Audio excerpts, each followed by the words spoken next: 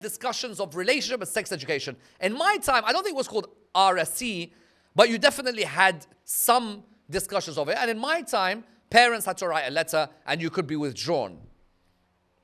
And you look for any excuse to be withdrawn in school, and that was one of the best. Whereas now, the government constantly reviews all of these areas. So I would like to ask our teacher and our high school counselor to educate us on this area, which is affecting the lives of thousands of Muslims in the UK community, especially in relation to their children. So welcome to both of you. Assalamu alaikum. Alaikum salam wa rahmatullah. Wa alaikum salam wa rahmatullah. Our respected teacher, I would like to ask you the question. First and foremost, quite simple, what is relationship and sex education?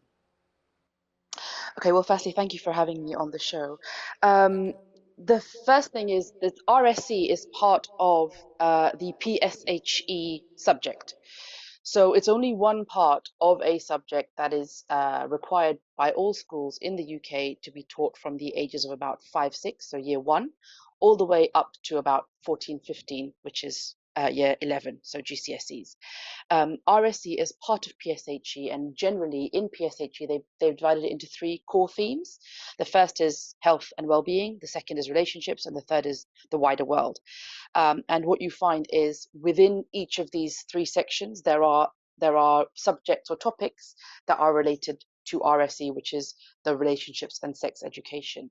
What's also important to note is that relationship education is compulsory in primary schools, but it is not compulsory in primary schools to be teaching children sex education.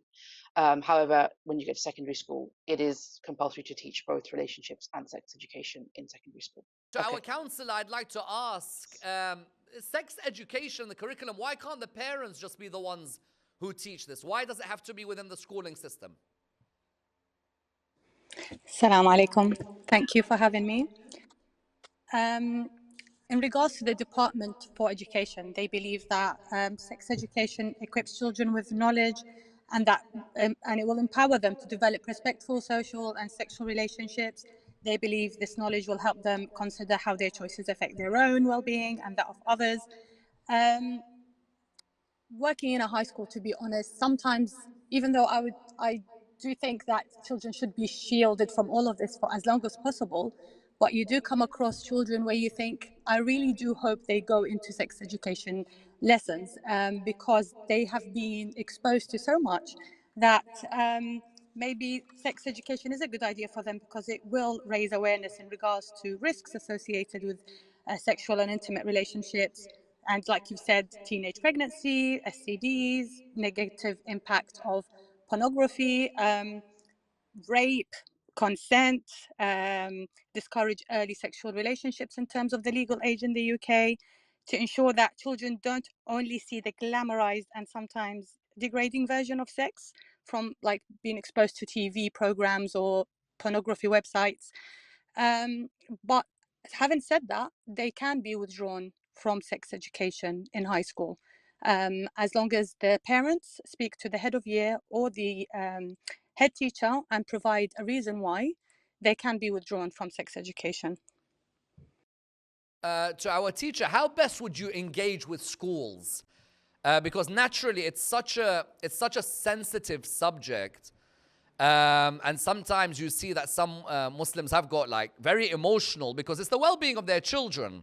What would you advise in terms of engaging with the schools, and what would you say if it wasn't working? Right, so definitely it is really, really important that parents do try and engage. Now, one of the, again, requirements of schools is that when they are teaching parts of the RSC curriculum, they should be letting parents know exactly what they are teaching, including showing them the resources that they'll be using. And so what parents should do is, number one, look out for, because they'll put them in the newsletters. So look out for when they are telling you that they'll have webinars or they'll have, because every year they have to, or every 2 years they have to renew their policy on RSE. So they will reach out to parents and say, can we have a group of parents come and have a look at our policy and give us feedback? Or this is what we're going to be teaching, in year 1, year 2, this is what we're teaching in year 4, year 5, whatever it is. Your school should be telling you, and if they're telling you, you should make an effort to go to these webinars or these meetings that they have in school. And you can always call up, and normally it's in the summer that they'll be teaching these to the children. They'll have these lessons in the schools, and so to look out for it in the summer. You can book an appointment with your head teacher, deputy head, and just ask to have a look at what it is that they're being taught. Because if they will refuse to sort of budge on what they want to teach, at least you are informed of what it is that your child will be taught, and therefore you can sort of tackle it before they're taught it in school, and then give our perspective from before they're taught it in school, so that when they are taught it in school, they already have an understanding of the Islamic perspective and why the agenda that is being pushed in schools is not what we agree with. Could you, just to continue with you, could you just give me a Mm-hmm. timeline understanding of relationship and sex education in terms of what reforms have been there? What have they said about the right to withdraw? Could you just make that part clear for us all? Yeah, so as the counsellor said, you can withdraw your child only from the sex education parts of PSHE lessons, and only the sex education part of PSHE. So if it's in science, you cannot remove them because that's part of the national curriculum. But a PSHE lessons up until 3 terms before they turn 16. So obviously for every child that's slightly different depending on their age, but basically up until about the age of 15, you can write into the school and you can have your child withdrawn only from the sex education part or parts of RSE. The trouble with a lot of this is that, as it's been alluded to by yourself and your other speakers, it's not just in RSE that they show these things and that they promote these things to our children. A lot of the exposure, the wrong exposure that our children get is actually well beyond PSHE, and they'll get it in lots of other subjects. For example, maths, they might have a question on, Mr. and Mr. Ali want to go on a honeymoon, they have this much money, they need this much, how much, how will they get this much, or whatever it is. But they will promote these ideas in other subjects as well. But in terms of the way it works within RSE is the guidelines that the school are given are actually they're actually quite basic. You're not, like I said, you're not required to teach sex education in primary school. You're actually only required to teach puberty in primary school, and then it builds upon that in secondary school. What you are taught in primary school are things like what they call family relationships, so different families. But there are ways of going around this. They say different families could be 2 moms, 2 dads, but actually different families could be your nuclear family or the linear family, which is mom, dad, and children. Or it could be, for example, if the parents are divorced or separated, or a parent has passed away, or the grandparents are living with you, or you live in an extended family. The point is to show the children that not everybody lives in mom, dad, kids. You don't have to specify that it's mom and dad and dad. But a lot of schools will do this because they are trying to cater for this inclusivity that's being promoted. Counselor, you of course, your expertise and speciality is counseling.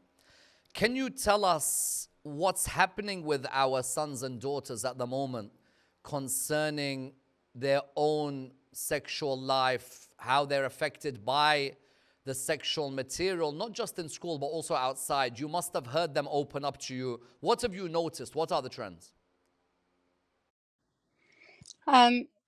Well, I could say all sorts. I've heard the problem is the thing with sex education, I know there's a lot of harmful, the list goes on what can be harmful about it, but sometimes parents underestimate how much their children know and what they're exposed to. So when a child comes to me, sometimes they come and ask me very sexual questions.